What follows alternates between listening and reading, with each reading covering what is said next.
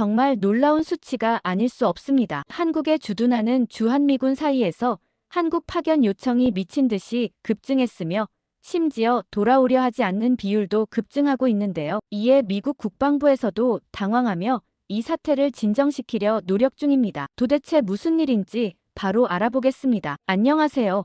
저는 카트린이라고 해요. 어렸을 적부터 공학과 기술에 깊은 관심을 가졌고 그 덕분에 성인이 돼서는 미 군사연구기관에 몸담게 되었죠. 세계 최강의 연구기관에서 일한다는 사실이 늘 저에게 자부심을 심어주곤 했어요.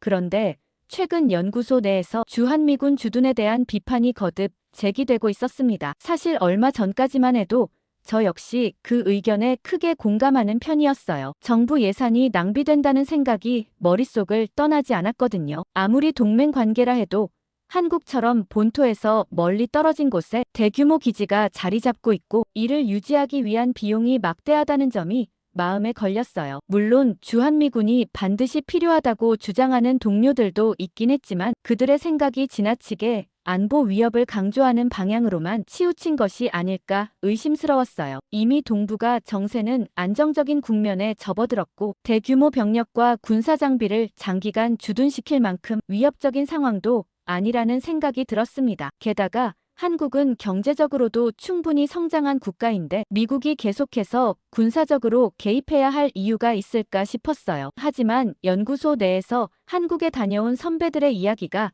종종 들려오면서 제 생각에도 조금씩 균열이 생기기 시작했습니다. 선배들은 한국을 다녀온 뒤 하나같이 한국에 대한 칭찬을 늘어놓곤 했거든요. 처음에는 그냥 외국 생활을 신선하게 경험한 정도로만 여겼습니다. 하지만 시간이 지날수록 한국을 경험한 사람들의 반응이 단순한 여행 만족도가 아니라는 느낌이 들었어요. 한 선배는 한국의 대중교통 시스템을 극찬했습니다. 지하철이 빠르고 깨끗할 뿐만 아니라 요금도 저렴하고 환승이 편리하다고 했어요. 심지어 늦은 밤에도 안전한 분위기였다고 덧붙이더군요. 또 다른 선배는 음식 이야기를 했습니다. 한국에서는 빠르게 식사를 해결할 수 있으면서도 건강한 음식을 쉽게 접할 수 있다고 했죠. 즉석에서 만들어지는 반찬들, 신선한 재료가 가득한 한식이 얼마나 매력적인지 열변을 토했습니다. 그뿐만이 아니었어요. 업무적으로 한국과 협력하는 연구원들은 한국의 기술력이 미국 못지않게 뛰어나다는 점을 강조했습니다. 특히 반도체나 배터리 기술력은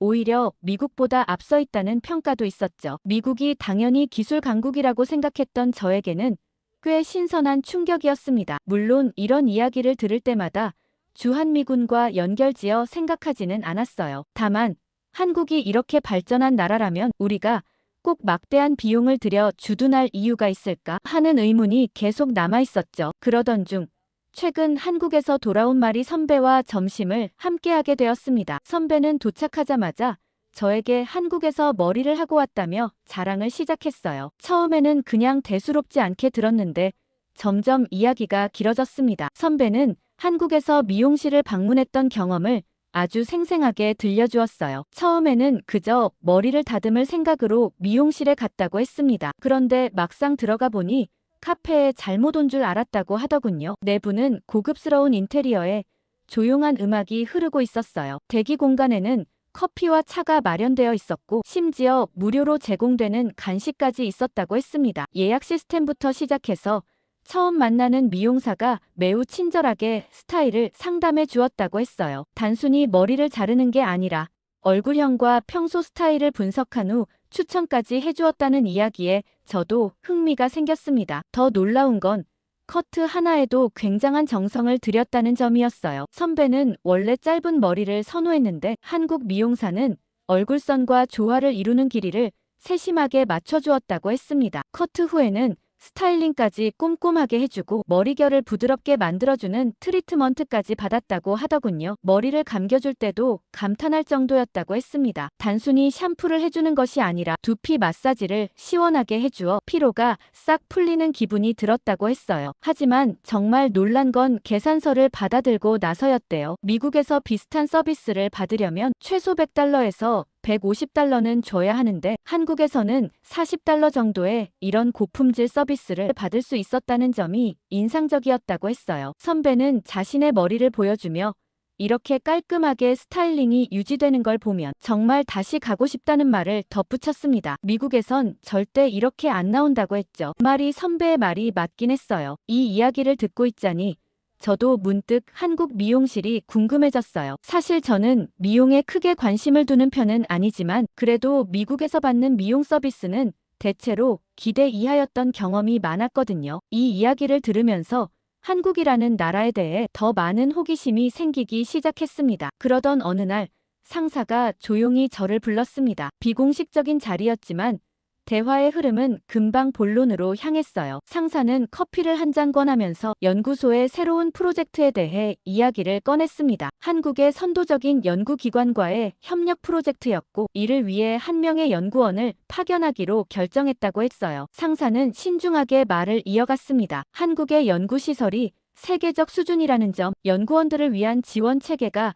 잘 갖춰져 있다는 점, 그리고 무엇보다 이 기회가 저의 경력에 큰 도움이 될 것이라고 강조했어요. 게다가 주거비와 생활비 지원은 물론 언어 교육까지 제공된다고 했습니다. 하지만 저는 내심 반발심이 들었어요. 그동안 주한미군에 대해 부정적인 입장을 가지고 있었고 한국이라는 나라에 대해 특별한 관심도 없었기 때문입니다. 더구나 지금 진행 중인 프로젝트들도 있었고 미국에서의 생활이 편했기에 굳이 변화를 만들고 싶지 않았어요. 그래서 일단 시간을 좀 달라고 대답했습니다. 마음이 복잡한 상태로 복도로 나왔을 때였어요. 제 다음 차례로 연구소의 라이벌인 필모라가 상사의 방으로 들어가는 걸 목격했습니다. 필모라는 항상 저와 경쟁 구도에 있었고 비슷한 분야의 프로젝트를 맡아 서로를 견제해왔던 사이였어요. 그런데 그날따라 필모라의 모습이 유난히 눈에 띄었습니다. 평소의 날카로운 표정과는 달리 뭔가 여유가 넘치는 미소를 짓고 있었어요. 복도를 지나치면서 제게 던진 눈빛에는 승리를 확신하는 듯한 자신감이 묻어났습니다. 직감적으로 불길한 예감이 들었어요. 아니나 다를까 얼마 지나지 않아 연구소 내부에서 소문이 돌기 시작했습니다. 필모라가 한국 파견을 자원했다는 소식이었어요. 더구나 그녀는 이미 한국에서의 연구 경험이 있다며 자신이 최적의 후보라고 주장하고 다녔습니다. 그제야 저는 이 파견이 단순한 근무지 이동이 아니라는 걸 깨달았어요. 이는 향후 연구소의 핵심 프로젝트를 이끌어갈 수 있는 중요한 포지션이었고 자연스럽게 승진으로 이어질 수 있는 기회였습니다. 만약 제가 거절한다면 필모라가 그 자리를 차지하게 될 게 분명했어요. 한국엔 별로 가고 싶지 않았지만 필모라가 먼저 승진하는 건 생각만 해도 화가 났죠. 그런데 필모라는 며칠 뒤 저에게 먼저 다가왔습니다. 점심시간에 자연스럽게 자리를 함께 하더니 한국에서의 경험담을 이야기하기 시작했어요. 그런데 그 이야기는 믿기 어려웠습니다. 선배들이 했던 이야기와 정반대였거든요. 필모라는 한국에 갔을 때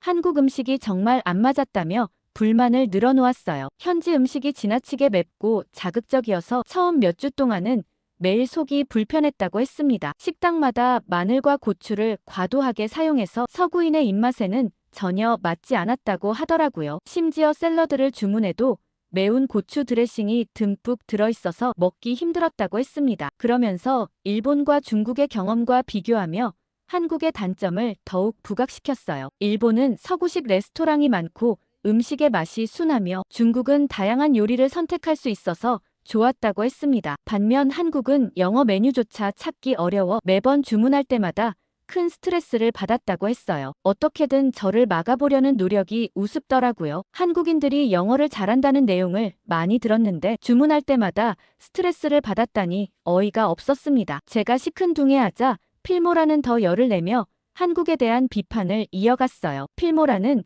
한국의 대중교통이 복잡하고 혼란스러워서 자주 길을 잃었다고 했어요. 버스 노선이 너무 많아 어느 버스를 타야 할지 몰랐고 지하철은 환승 구간이 미로 같아서 처음에는 방향 감각을 완전히 잃었다고 했습니다. 그런데 일본의 지하철은 모든 표지판이 영어로도 잘 되어 있고 중국은 차량 공유 서비스가 발달해 있어서 훨씬 편리했다고 했습니다. 한국은 그저 두 나라의 중간에 끼어 있는 애매한 나라라고 폄하하는 투였어요. 일본과 중국은 왜 이렇게 얘기하나 싶었는데 한참 뒤에야 이해가 가더라고요. 일본과 중국에도 연구소가 있긴 있어요. 하지만 연구소라고 부르기도 매우 애매한 곳이죠. 대학에 딸려있는 작은 방이 하나 있는 정도니까요. 그곳에도 파견 자리가 있는데 저를 그곳으로 보낼 심산이었습니다. 필모라의 이런 태도가 오히려 제 생각을 바꾸는 계기가 되었습니다. 필모라가 이토록 한국 파견을 막으려 한다는 것은 그만큼 이 기회가 가치 있다는 뜻이 아닐까 하는 생각이 들었어요. 며칠간 고민 끝에 저는 결심을 굳혔어요. 필모라의 태도를 보면서 오히려 한국에 대한 호기심이 생겼고 그녀가 그토록 원하는 자리라면 더욱 도전해볼 가치가 있다고 판단했습니다. 마침내 상사에게 파견 수락 의사를 전달했어요. 상사는 흡족한 표정으로 제 결정을 환영했고 즉시 필요한 절차를 밟기 시작했습니다. 그리고 한 달 후 저는 인천국제공항행 비행기에 몸을 실었어요. 비행기 창밖으로 펼쳐진 구름을 바라보며 복잡한 감정이 밀려왔습니다. 한때는 주한미군의 필요성에 의문을 품었던 제가 이제는 직접 한국에서 연구하게 된다는 사실이 아이러니하게 느껴졌어요. 하지만 한 가지는 확실했습니다. 이번 파견이 제 커리어의 중요한 전환점이 될 것이라는 점이었어요. 어떤 경험들이 기다리고 있을지 알 수 없었지만 한국에서의 생활이 제 생각과 관점을 어떻게 바꿀지 기대되기 시작했습니다. 필모라의 경고와는 달리 이 도전이 긍정적인 변화를 가져올 것이라는 예감이 들었어요. 비행기가 이륙하면서 저는 창밖으로 점점 작아지는 미국의 풍경을 바라보았습니다. 12시간의 비행 후 인천공항에 내린 저는 화장실 거울을 마주했습니다. 지친 얼굴만큼이나 엉망이 된 머리카락을 보니 선배가 열광적으로 추천했던 한국 미용실이 생각났어요. 얼른 휴가 나가서 가봐야지 하는 기대감이 들었습니다. 기지로 향하는 길에 담당자의 안내를 받으며 저는 묘한 긴장감을 느꼈어요. 그리고 기지의 정문이 보이는 순간 예상보다 훨씬 압도적인 규모의 놀라움을 금치 못했습니다. 이런 대규모 시설을 해외에 건설하고 유지하는데 들어가는 비용이 얼마나 될까? 하는 생각이 떠나질 않았어요. 연구소에서 본 기지 관련 자료들이 떠올랐습니다. 건설 비용과 유지보수 예산, 한국 측 분담금까지 숫자로만 보았던 정보들이 눈앞에서 현실이 되어 있었어요. 정돈된 도로와 최신식 건물들, 곳곳에 주차된 군용 차량들을 보며 이게 다 미국 납세자들의 돈으로 만들어진 거구나 하는 실감이 났습니다. 평소 주한미군 예산을 비판해왔던 제가 이제는 그 현장의 일부가 된다는 아이러니가 느껴졌어요. 도착 첫날부터 빡빡한 일정이 시작되었습니다. 연구실 배정을 위한 서류 작업과 교육이 이어졌고 시차 적응도 안 된 상태에서 여러 담당자들과 미팅을 해야 했어요. 군대 특유의 엄격한 규정과 절차를 따르느라 정신이 없었습니다. 피곤함 속에서도 한 가지 기대감이 생겼어요. 필모라가 그토록 부정적으로 평가했던 한국의 모습이 과연 얼마나 다를지 궁금했습니다. 첫 휴일에는 꼭 기지를 벗어나 현지 문화도 체험하고 마치 카페처럼 고급스럽다는 그 미용실에도 방문해봐야겠다고 다짐했습니다. 이렇게라도 즐거움을 찾아야겠다고 생각했어요. 첫날 밤 숙소에 도착했을 때는 그저 눈앞이 캄캄했습니다. 시차 적응도 안 된 상태에서 복잡한 입소 절차를 밟느라 정신이 없었고 낯선 환경에 대한 부담감까지 더해져 몸도 마음도 지쳐 있었어요. 여행 가방을 구석에 던져두고 침대에 쓰러지듯 누웠습니다. 이불 속에 파고들며 앞으로 이곳에서 어떻게 지내야 하나 하는 걱정이 밀려왔어요. 다음 날 저녁 식사 후 기지 주변을 산책하기로 했습니다. 새로운 근무지의 분위기를 느껴보고 싶었어요. 그러다 뜻밖의 만남이 있었습니다. 이곳에서 2년째 근무 중인 데이비스 박사를 만난 거예요. 그는 놀랍게도 한국 생활에 푹 빠져 있었고 지역 사회와도 활발하게 교류하고 있었습니다. 심지어 미국으로 돌아가는 것조차 망설인다고 했어요. 그의 말을 듣고 처음엔 고개를 갸우뚱했습니다. 세계 최강 대국인 미국을 두고 왜 굳이 한국에 더 있고 싶어 하는지 이해할 수 없었어요. 하지만 대화를 나누면서 제 생각이 조금씩 흔들리기 시작했습니다. 24시간 운영되는 편의점, 빠른 배달 서비스, 효율적인 대중교통까지 그가 말하는 한국의 편리함은 제가 알던 것과는 달랐습니다. 특히 스마트폰 하나로 거의 모든 일상이 해결된다는 점이 인상적이었어요. 그와 헤어진 후 평택 기지 쪽으로 발길을 돌렸습니다. 최근에 현대화된 이 기지는 규모나 시설 면에서 미국의 어느 기지와 비교해도 손색이 없었어요. 더욱 놀라웠던 건 이 모든 시설의 상당 부분이 한국의 투자로 이루어졌다는 사실이었습니다. 저는 그간 미국이 퍼주고만 있다고 생각했는데 사실은 그 반대더라고요. 기지 내 여러 시설을 둘러보면서 제 고정관념이 하나둘 깨지기 시작했어요. 첨단 장비들과 체계적인 운영 시스템은 미국의 기준을 뛰어넘는 수준이었습니다. 한국이 단순히 미군을 받아들이는 것이 아니라 적극적으로 협력하고 발전시키는 모습이 인상적이었어요. 특히 한미 합동 행사에 참석하면서 양국 관계의 진정한 의미를 깨달았습니다. 이는 단순한 주둔군과 주둔국의 관계가 아닌 동등한 파트너십이었어요. 양측이 서로의 강점을 인정하고 보완하며 발전하는 모습을 보며 제가 가졌던 편견들이 얼마나 잘못됐는지 깨닫게 되었습니다. 한국에서의 생활이 어느 정도 익숙해질 즈음 뜻밖의 일이 벌어졌습니다. 평소처럼 연구소에서 오전 일과를 마치고 숙소로 돌아와 휴식을 취하고 있었어요. 점심을 간단히 해결하고 노트북을 켜서 그날의 업무를 정리하려던 참이었죠. 그런데 갑자기 휴대전화가 울렸습니다. 한국에 온 뒤로 해외에서 걸려오는 전화는 거의 없었기에 화면에 비친 국가번호를 보는 순간 심장이 쿵 하고 내려앉았어요. 특히 미국 동부 시간으로 한참 저녁 시간이었기에 더욱 불안했습니다. 혹시 미국에서 급한 연락이 온 걸까? 가족이나 연구소에 무슨 일이라도 생긴 걸까? 최근 진행 중인 프로젝트에 문제가 생긴 걸까? 여러 가지 생각이 머릿속을 스쳐 지나갔어요. 전화를 받자마자 낯선 남성이 다급한 목소리로 제 이름을 정확하게 불렀습니다. 심지어 제 중간 이름까지 완벽하게 알고 있었어요. 그의 영어 발음은 마치 본토 미국인처럼 유창했고 자신을 연방수사국 로스앤젤레스 지부 소속 윌슨 형사라고 소개했습니다. 그는 제 사회보장번호인 SSN이 도용되었으며 현재 제 계좌가 멕시코 마약 카르텔과 연관된 대규모 국제 금융 사기에 연루되었다고 했어요. 말이 끝나기도 전에 그는 자신이 미국 대사관과 금융범죄조사팀, 국제범죄수사팀, 그리고 한국경찰청과도 긴밀히 협력하고 있으며 즉시 조치를 취하지 않으면 돌이킬 수 없는 상황이 될 수 있다고 강조했습니다. FBI 특별수사팀이 이미 24시간 동안 제 계좌를 모니터링해왔다는 말도 덧붙였어요. 듣는 순간 머릿속이 하얘졌습니다. 어떻게 내 정보를 이토록 상세히 알고 있을까? 그리고 왜 하필 한국에서 이런 전화를 받는 걸까? 상황을 정확히 파악하지 못한 채 저는 상대방의 말을 계속해서 듣고만 있었어요. 그는 점점 더 긴박한 어조로 말하며 즉각적인 대응이 필요하다고 했습니다. 귀하의 계좌가 현재 범죄 조직에 의해 자금 세탁에 이용되고 있습니다. 지금 이 순간에도 불법 자금이 귀하의 계좌를 통해 이동하고 있어요. 라는 말에 등줄기가 오싹해졌습니다. 당장 현금을 이체하지 않으면 모든 계좌가 완전히 동결될 것이며 향후 금융 거래에 심각한 제약이 따를 것이라는 경고도 이어졌어요. 순간 머릿속이 복잡해졌어요. 한국에서 이런 전화를 받을 이유가 없었는데 상대는 마치 제 인사 파일이라도 보고 있는 것처럼 모든 정보를 알고 있었습니다. 제 이름과 소속, 현재 한국 내 근무지, 심지어 제가 최근에 부임했다는 사실은 물론 제가 속한 연구 프로젝트명까지 정확히 알고 있었어요. 게다가 그는 자신의 FBI 배지 번호까지 제시하며 로스앤젤레스 지부 금융범죄수사과의 구체적인 부서명과 직책까지 상세히 밝혔습니다. 이 정보가 실제로 일치하는지 확인하고 싶어서 급하게 인터넷 검색을 해봤어요. 손이 떨려 키보드 입력도 쉽지 않았지만 최대한 정확하게 확인하려 노력했습니다. 놀랍게도 상대가 제공한 정보는 모두 사실과 일치했어요. FBI 배지 번호 체계도 맞았고 그가 언급한 부서와 직책도 실제 존재했으며 심지어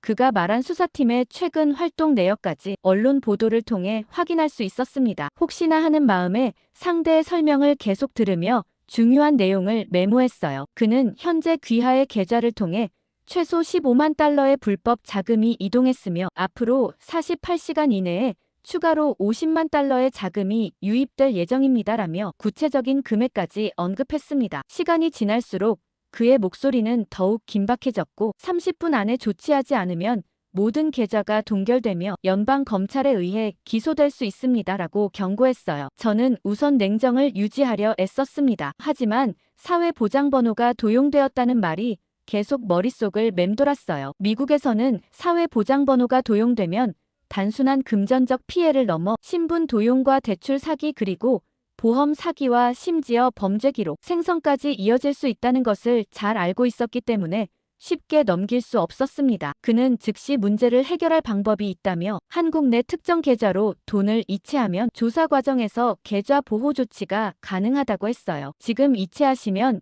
24시간 내에 모든 자금이 안전하게 반환되며 FBI에서 발행하는 공식 문서와 함께 귀하의 무고함을 증명하는 확인서를 발급해드립니다. 라는 말까지 덧붙였습니다. 특히 현재 한국경찰청과 미 대사관이 공조 수사 중이며 안전한 임시 계좌를 마련해 두었다는 말에 신뢰가 갔어요. 긴장된 손길로 휴대폰을 열어 이체를 시도했습니다. 그런데 예상치 못한 문제가 발생했어요. 한국 계좌에 아직 공인인증서가 등록되지 않아 이체가 불가능했습니다. 죄송하지만 지금 바로 이체가 어려울 것 같아요 라고 말하자 상대는 더욱 다급한 목소리로 지금이 가장 중요한 시점입니다. 5분 안에 조치하지 않으면 계좌 동결은 물론 수사 대상이 될 수 있습니다. 라며 압박했어요. 결국 저는 이 상황을 제대로 해결하기 위해 은행으로 직접 가보기로 했습니다. 절대 전화를 끊지 말라기에 통화를 계속하며 서둘러 숙소를 나와 근처 은행으로 향했어요. 계좌 이체에 문제가 있어서 은행에 가보려고 합니다라고 하자 그는 절대 다른 사람에게 이 사실을 알리면 안 됩니다. 현재 비밀 수사가 진행 중이기 때문에 은행 직원에게도 말씀하시면 안 됩니다. 라고 강력히 경고했습니다. 걸음을 옮기는 동안에도 상대는 시간이 얼마 남지 않았습니다. 지금 이 순간에도 귀하의 계좌를 통해 불법 자금이 이동하고 있습니다라며 계속해서 저를 다그쳤어요. 그의 말투는 점점 더 위협적으로 변해갔고 마치 제가 범죄자라도 된 것처럼 느껴졌습니다. 숨을 고르며 은행으로 향하는 동안 머릿속으로는 이게 정말 맞는 걸까? 왜 하필 한국에서 이런 일이 일어나지? 하는 의심이 들기 시작했어요. 하지만 그때마다 상대는 마치 제 생각이라도 읽은 듯 귀하의 신분이 위험합니다.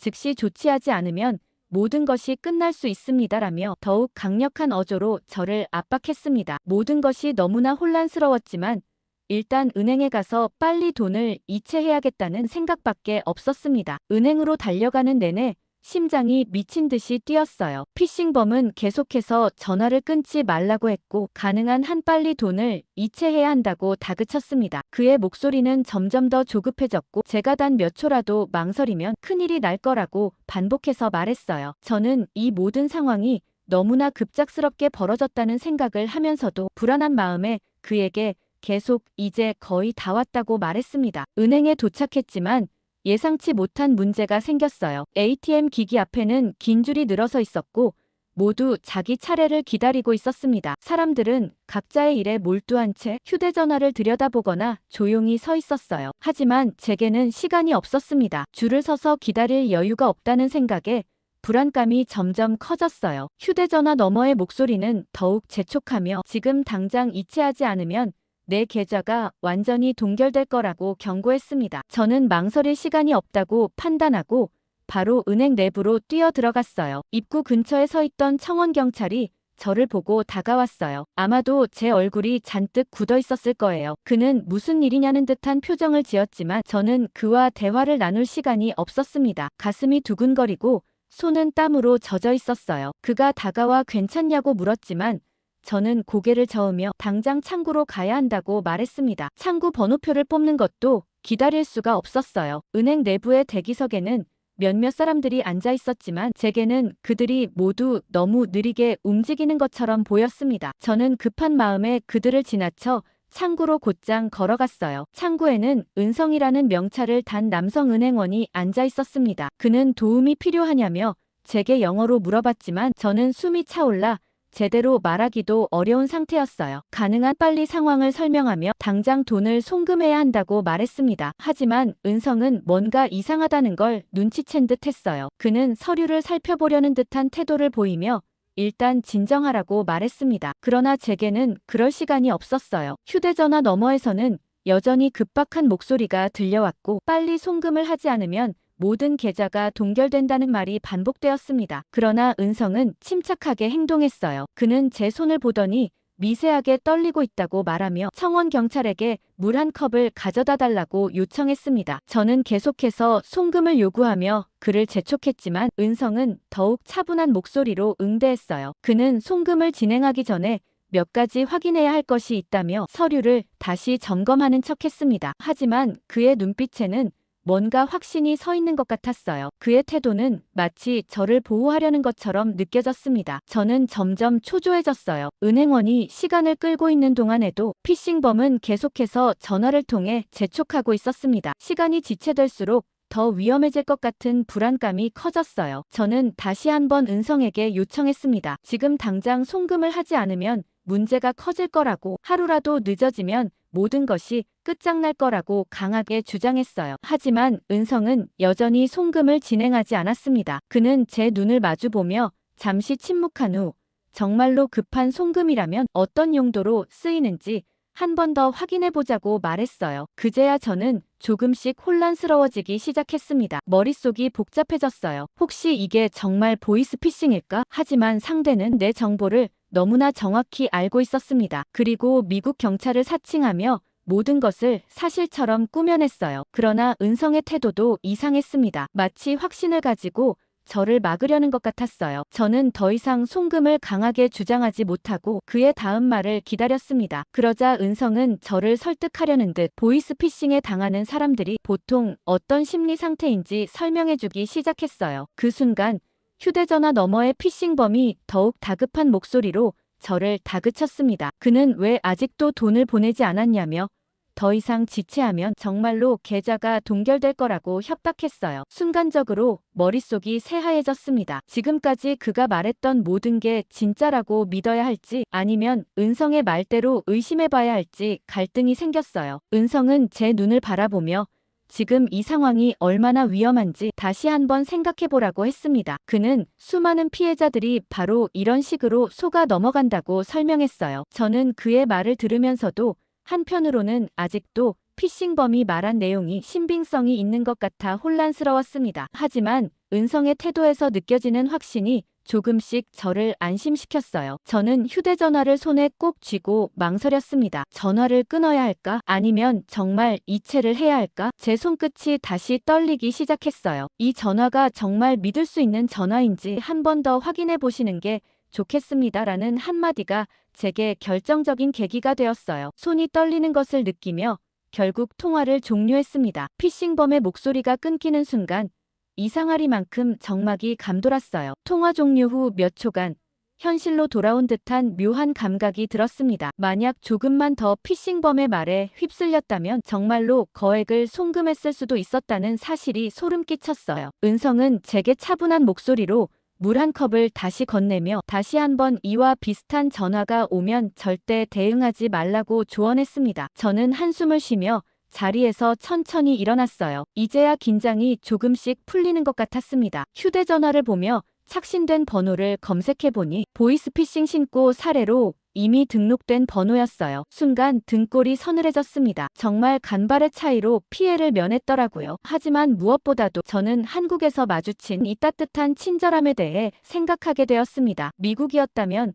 제가 이렇게 서둘러 창구로 가서 다급한 목소리로 송금을 요구했을 때 그 누구도 제 상황을 깊이 들여다보려 하지 않았을지도 몰라요. 그러나 은성과 청원경찰은 단순히 업무적으로 대응하는 것이 아니라 한 사람의 불안과 두려움을 이해하고 돕고자 했습니다. 물론 미국에서도 보이스피싱 사건은 흔하게 발생해요. 하지만 그 과정에서 은행원이 이렇게 적극적으로 개입해 도와주는 경우는 거의 없어요. 보통 고객이 이체를 원하면 은행원은 절차를 따를 뿐 누군가가 나서서 이건 사기일 수도 있다고 경고하거나 고객의 심리를 이해하며 차분하게 진정시켜주는 일은 극히 드문 일입니다. 특히 인상적인 것은 한국의 체계적인 금융범죄 대응 시스템이었어요. 은행 직원들이 보이스피싱 의심 상황에 대한 교육을 철저히 받았다는 것이 느껴졌고 경찰과 은행이 긴밀하게 협력하는 시스템도 갖추어져 있었습니다. 이런 시스템이라면 우리 미군 기지 내에서도 도입해볼 만하다는 생각이 들었어요. 그렇기에 오늘 은성 씨의 도움은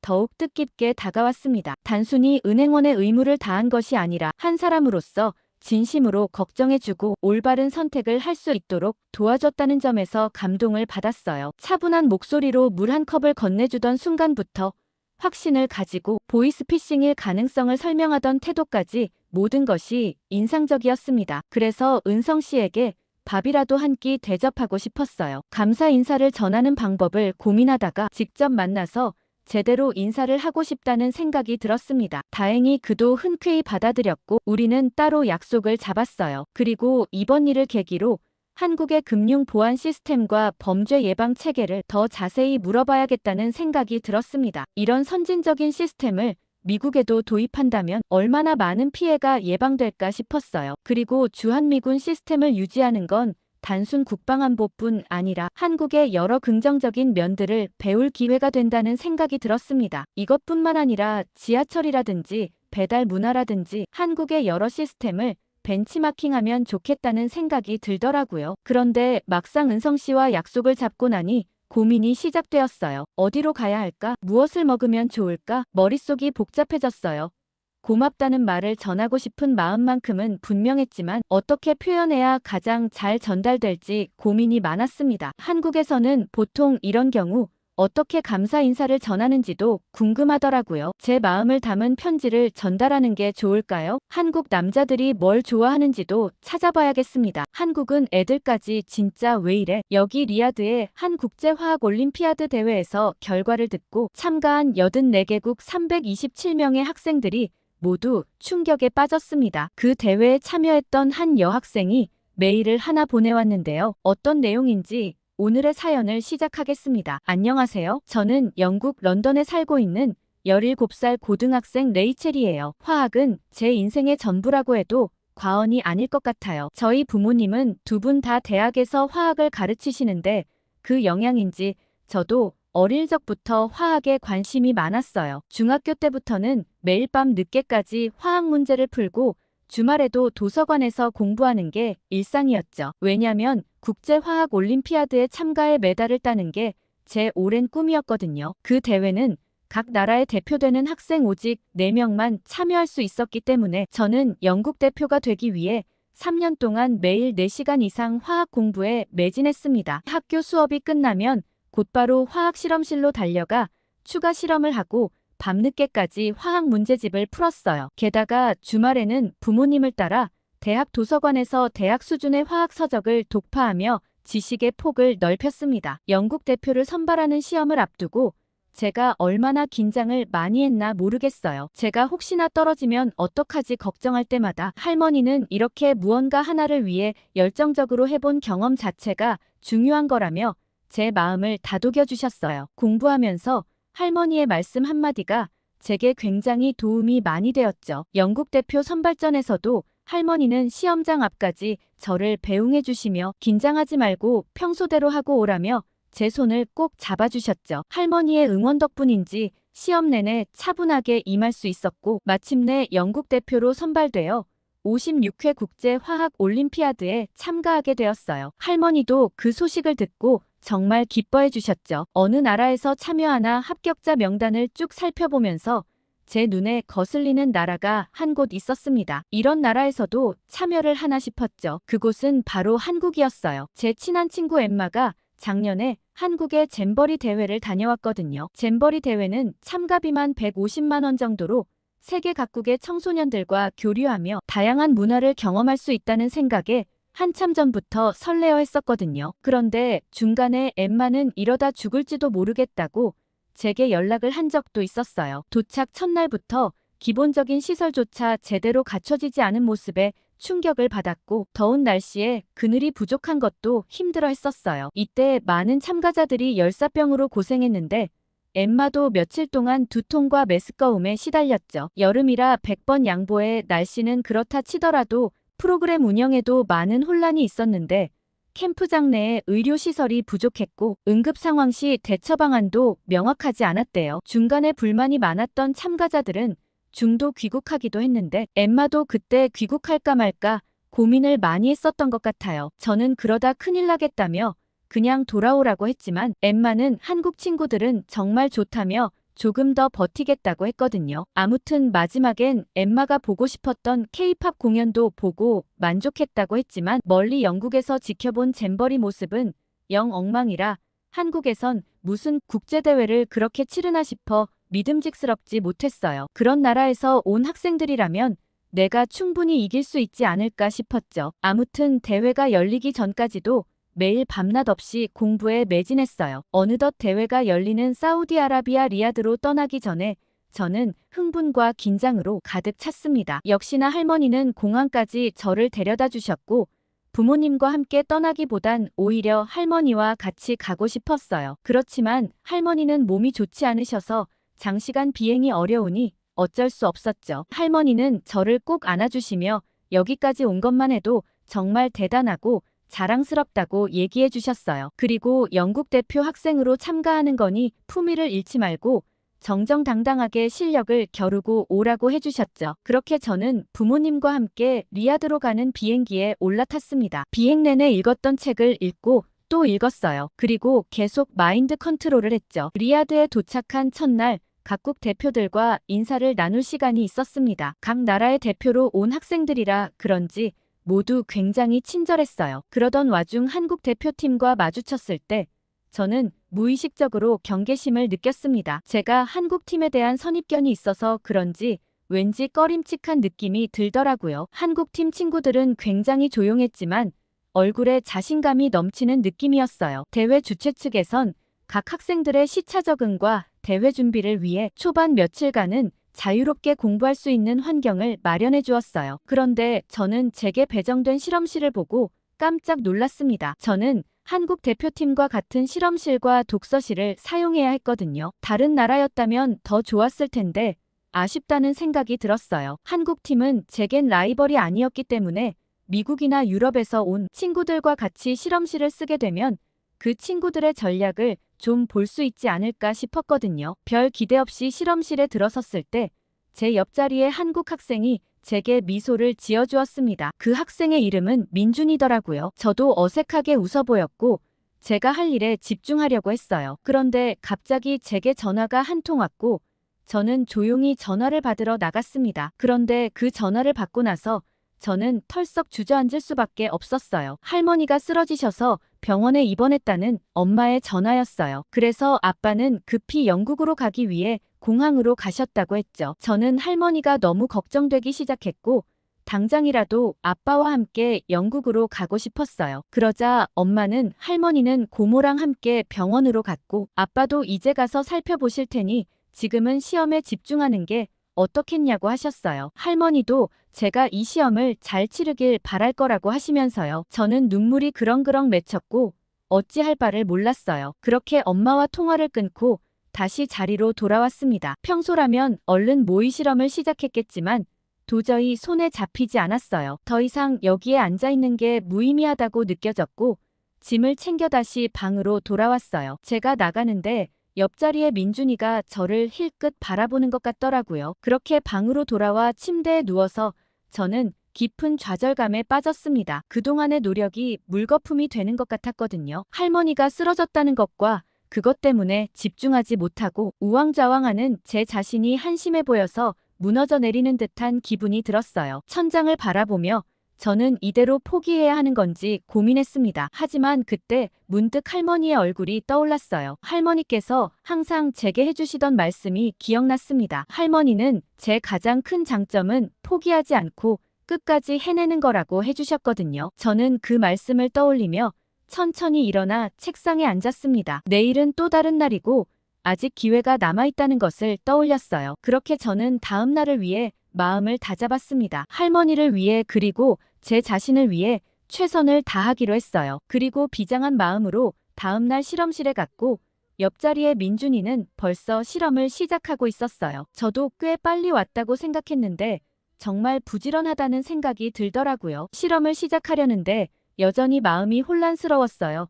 그러다 실험 중 제가 실수로 시약을 떨어뜨렸을 때 민준이가 재빨리 다가와 도와주었습니다. 민준이가 잡아주지 않았다면 제가 다칠 수도 있었죠. 저는 민준이에게 고맙다고 얘기했고 민준이는 무슨 일이 있냐고 제게 물어보았습니다. 민준이의 눈빛에는 저에 대한 걱정이 가득한 것 같았어요. 처음 본 친구를 이렇게 걱정해주다니 저는 그 눈빛에 감동을 받았죠. 저는 민준이에게 할머니의 얘기를 털어놓았어요. 저에겐 정신적 지주나 다름없는 할머니가 쓰러지셔서 병원에 입원했다고 얘기했죠. 민준이는 제 이야기를 진지하게 들어주었어요. 민준이도 자기 할아버지가 얼마 전 큰 수술을 받으셨다며 제 심정을 이해한다고 하더라고요. 민준이에게 이야기를 하는 것만으로도 마음이 많이 차분해졌어요. 그날 이후로 한국팀 친구들은 저에게 특별한 관심을 보여주었어요. 제가 혼자 있을 때마다 다가와 말을 걸어주었고 같이 공부하자고 제안해 주었어요. 처음에는 어색했지만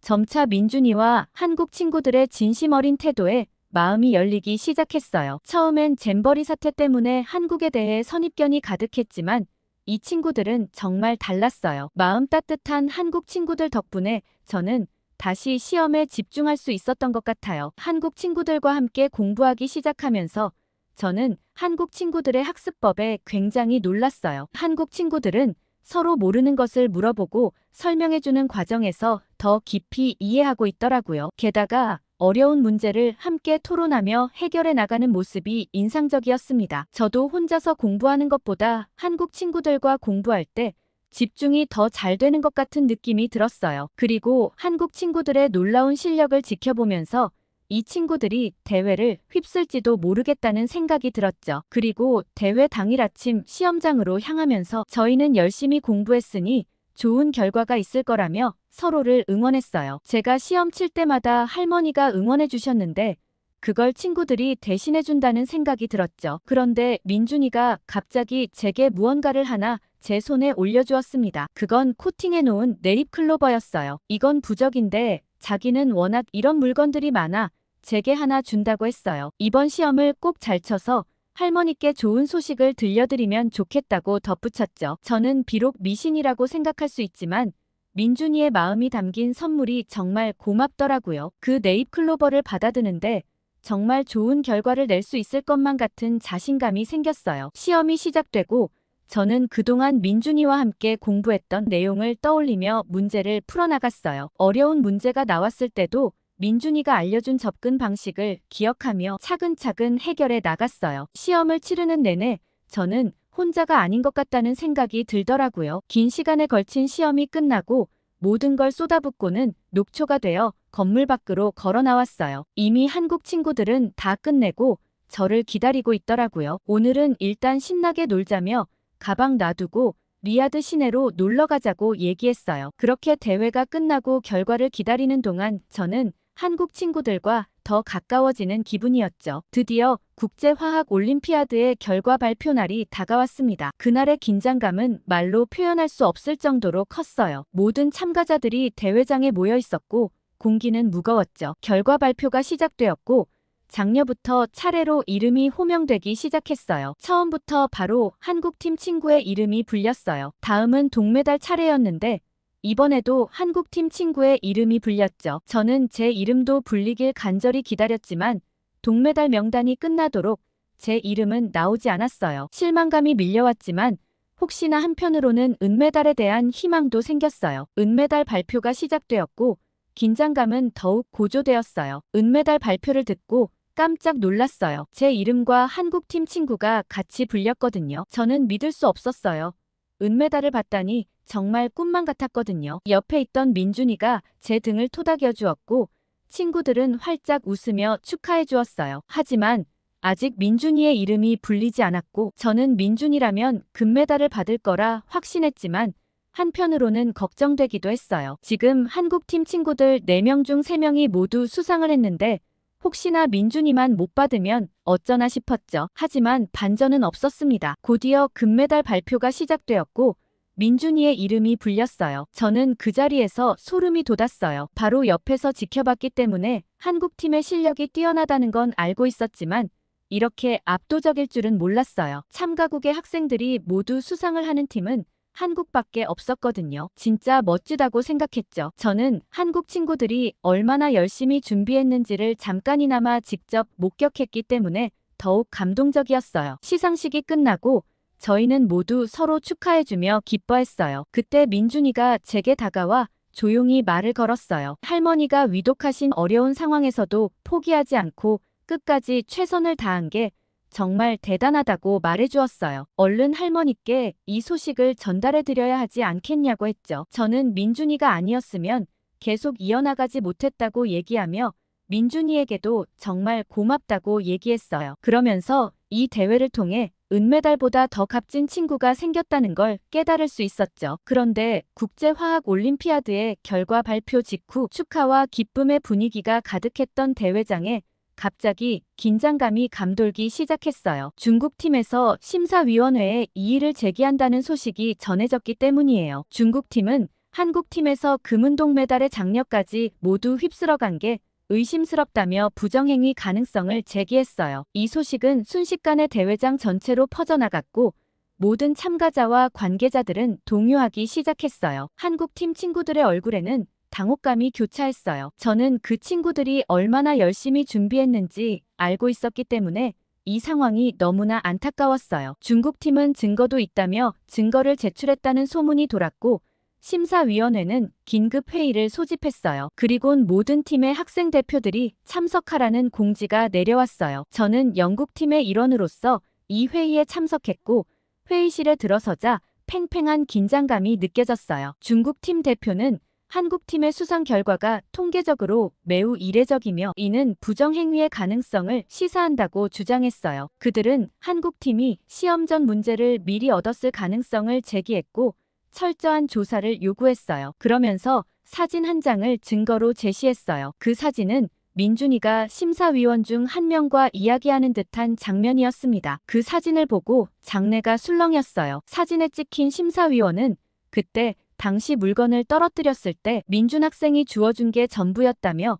그 어떤 부정행위도 없었다고 강력히 얘기했습니다. 또한 민준이는 저 사진이 촬영되었을 때 저는 저분이 심사위원이라는 것도 몰랐다고 강력히 항변했지만 다른 나라 대표들의 표정에서 의구심을 읽을 수 있었어요. 저는 가슴이 답답했고 제가 직접 목격한 한국팀의 노력과 실력을 어떻게든 전달해야 한다는 생각이 들었어요. 그때 심사위원장이 각국 대표에게 의견을 물었어요. 순서대로 의견을 말하다 제 차례가 되었을 때 저는 용기를 내어 일어났어요. 저는 대회 기간 동안 한국팀과 가까이에서 지냈던 경험을 이야기했어요. 그들이 얼마나 체계적으로 준비했는지 서로를 도우며 끊임없이 노력하는 모습을 직접 목격했다고 전했어요. 그리고 친구들과 지내면서 제가 알게 된 한국의 과학기술 수준과 그간 한국 학생 대표들이 국제과학대회에서 꾸준히 좋은 성적을 거둬온 역사에 대해 이야기했습니다. 이런 배경을 고려할 때 한국팀의 성과가 결코 비현실적이지 않다고 주장했어요. 제 발언이 끝나자 회의실에 잠시 정적이 흘렀어요. 그리고 다른 나라 대표들이 하나둘 제 의견에 동의하기 시작했어요. 캐나다 대표는 한국과의 과학 교류 경험을 언급하며 제 주장을 지지했고 독일 대표도 한국 학생들의 뛰어난 실력을 인정한다고 말했어요. 하지만 중국팀은 여전히 의혹을 거두지 않았어요. 그들은 구체적인 증거를 요구했고 한국팀의 시험지와 준비 과정을 철저히 조사해야 한다고 주장했어요. 상황이 다시 교착 상태에 빠지는 듯 했어요. 그때 제 머릿속에 한 가지 아이디어가 떠올랐어요. 저는 다시 발언권을 얻어 제안을 했어요. 한국팀에게 현장에서 즉석으로 문제를 출제하고 그 자리에서 풀게 하는 것은 어떻겠냐고 말했어요. 이렇게 하면 그들의 실력을 직접 확인할 수 있을 거라고 설명했어요. 사실 이 제안은 말도 안 되긴 했지만 한국 친구들이라면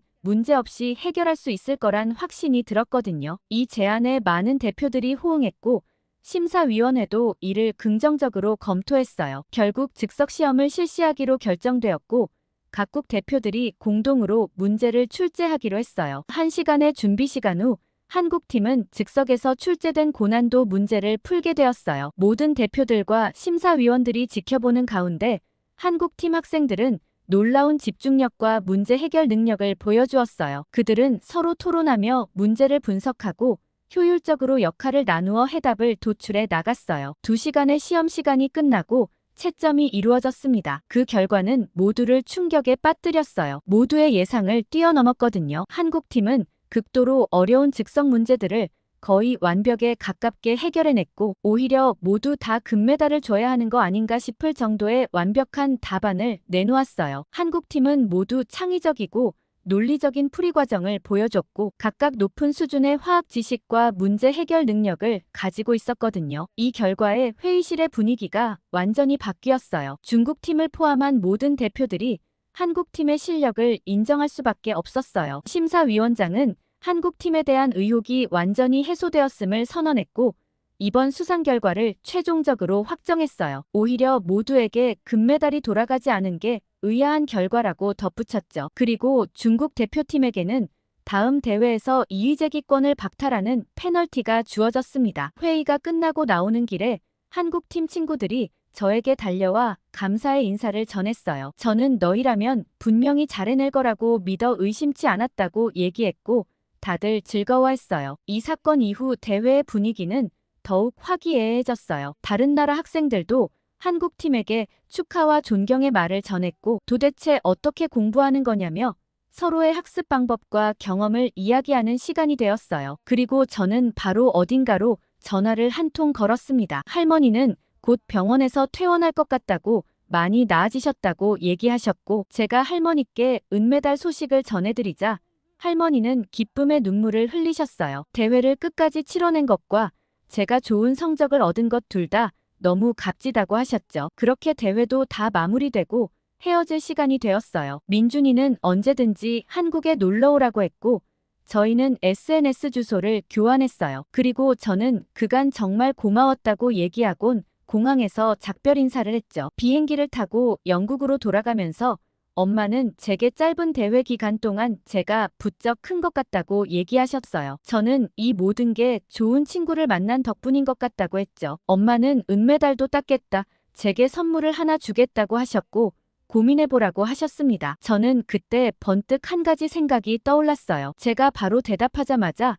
엄마는 깜짝 놀라셨습니다. 저는 선물로 한국 여행을 보내달라고 했거든요. 그러자 엄마는 살짝 고민하시더니 흔쾌히 허락해 주셨습니다. 저는 이번 방학 기간이 얼마 남지 않았으니 바로 다음 주에 가고 싶다고 했고 엄마는 바로 비행기표를 알아봐 주셨어요. 그리고 공항에 내리자마자 민준이에게 다음 주에 한국에 간다고 놀러 오라고 했던 약속을 지키라고 했죠. 그러자 민준이도 깜짝 놀라며 이렇게 빨리 올 줄은 몰랐는데 하고 웃으며 좋다고 얘기했어요. 저는 리야드에서 돌아오자마자 바로 할머니께 달려가 메달을 자랑했어요. 그러자 할머니는 저를 꼭 안아주셨죠. 그리고 얼마 안 있어 다시 그대로 짐을 싸서 한국으로 떠났습니다. 설렘과 기대를 안고 인천국제공항에 도착했을 때 민준이와 한국 친구들이 환한 미소로 저를 맞이해 주었어요. 이렇게 금방 만날 줄은 몰랐다며 그래도 너무 반갑다고 서로 인사를 나눴죠. 제가 한국에 간다고 했을 때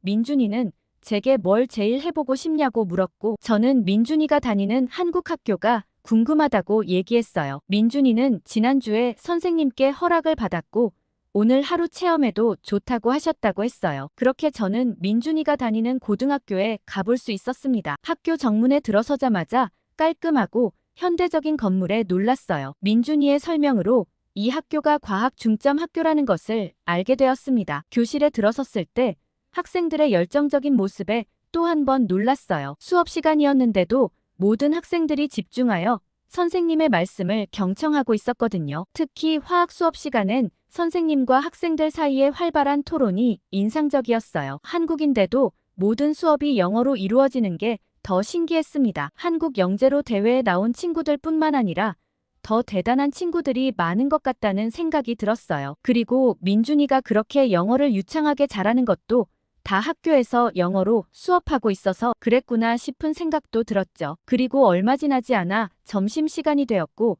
저는 민준이와 급식실로 이동했어요. 한국 학교 견학 중 가장 인상 깊었던 경험은 단연학교 급식이었어요. 민준이가 저를 학교 식당으로 안내했을 때 저는 어디선가 나는 냄새에 깜짝 놀랐습니다. 식당에 들어서자마자 너무 맛있는 냄새가 났거든요. 다양한 반찬들과 메인 요리에 신선해 보이는 과일까지 식단의 구성이 무척 알차 보였어요. 민준이는 이 모든 메뉴가 영양사 선생님의 꼼꼼한 계획 하에 준비되는 거라고 얘기해 주었어요. 드디어 제 차례가 되어 급식을 받았고 식판에 담긴 음식들을 보고 저는 놀라움을 감출 수 없었어요. 영국 식당에서 사 먹는 것보다 훨씬 잘 나오는 것 같았거든요. 자리에 앉아 음식을 먹기 시작하자 그 맛에 또 한 번 놀랐어요. 불고기는 부드럽고 달콤한 맛이 일품이었고 반찬들도 하나하나 맛있었어요. 특히 처음 먹어보는 김치는 독특한 맛이 있었지만 씹을수록 아삭한 맛에